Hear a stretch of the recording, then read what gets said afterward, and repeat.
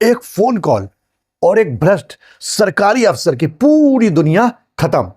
तब उसे जाके समझ आया कि हराम की कमाई आखिर कहां जाती है। कहानी शुरू होती है संतोष और अनिल नाम के एक सरकारी विभाग में काम करने वाले दो अफसरों से। दोनों समान पद पर थे, तनख्वाह भी दोनों की सेम थी, लेकिन दोनों की लाइफ स्टाइल में जमीन आसमान का अंतर था। जहां संतोष एक सादा जीवन जीता था, घर में भी सुख सुविधाओं की लगभग सामान्य चीजें थी, बच्चे थे साधारण स्कूल में पढ़ते थे। और दूसरी तरफ अनिल जो था, उसकी लाइफ स्टाइल बिल्कुल लग्जरियस लाइफ स्टाइल थी, खूब शानो शौकत से रहता था। नौकरी करते करते दोनों को 10 साल हो गए थे और इन 10 सालों में अनिल ने शहर के एक पॉश इलाके में एक शानदार बंगला बनवा लिया था।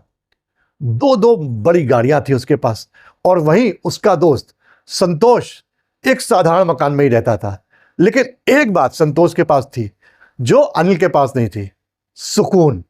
अनिल जो था वो करवटें बदलता रहता था, क्योंकि अनिल का ऑफिस में काम ही ये था, घूस लेना। कोई भी फाइल बिना पैसे के वो नहीं पास करता था, चाहे विधवाओं की पेंशन हो या गरीबों को मिलने वाला पैसा हो, सब में उसे अपना हिस्सा चाहिए होता। कई बार अनिल संतोष से कहता था, अरे अपनी लाइफ स्टाइल सुधारो, ऐसे ही मर जाओगे क्या। और एक रात कुछ ऐसा हुआ जिससे अनिल की पूरी दुनिया ही उजड़ गई।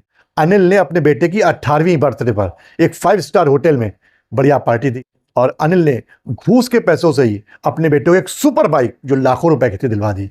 और केक कटने के बाद उसका बेटा बाइक लेकर अपने दोस्तों के साथ निकल गया। वहीं उसने थोड़ा सा ड्रिंक कर लिया और ड्रिंक के नशे में उसने गाड़ी अपनी जो थी बाइक एक ट्रक में घुसेड़ दी। उसका बेटा कोमा में चला गया। फोन कॉल आया कि आपका बेटा कोमा में हॉस्पिटल में भर्ती है। वो सब छोड़ के तुरंत हॉस्पिटल भागा। डॉक्टरों ने कहा कई ऑपरेशन करने पड़ेंगे, बहुत पैसा लगेगा। वो देखा जितना पैसा चाहिए आप लगा दो, मेरे बच्चे को बचा लो।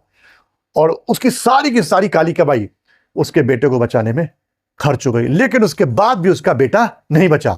बेटे के ना रहने पर मां भी गहरे डिप्रेशन में चली गई और अनिल को खुद हार्ट अटैक आ गया। वो भी अस्पताल में भर्ती हो गया। उसका घर, गाड़ी, बंगला सब बिक गया इसी बीमारी में। और कुछ दिनों बाद जब वो ठीक होके घर आया और उसे देखने एक दिन जब उसका दोस्त संतोष आया और उसने अपनी कांपती आवाज में संतोष से कहा कि दोस्त तुम सही थे, मैंने पूरी जिंदगी हराम की कमाई इकट्ठा करी और ये हराम की कमाई जो थी इसने मेरी पूरी दुनिया खत्म कर दी। पूरी दुनिया, पूरा घर मेरा जला डाला। मेरा बच्चा नहीं रहा, मेरी बीबी की हालत ये हो गई और मैं खुद इस हालत में हूं।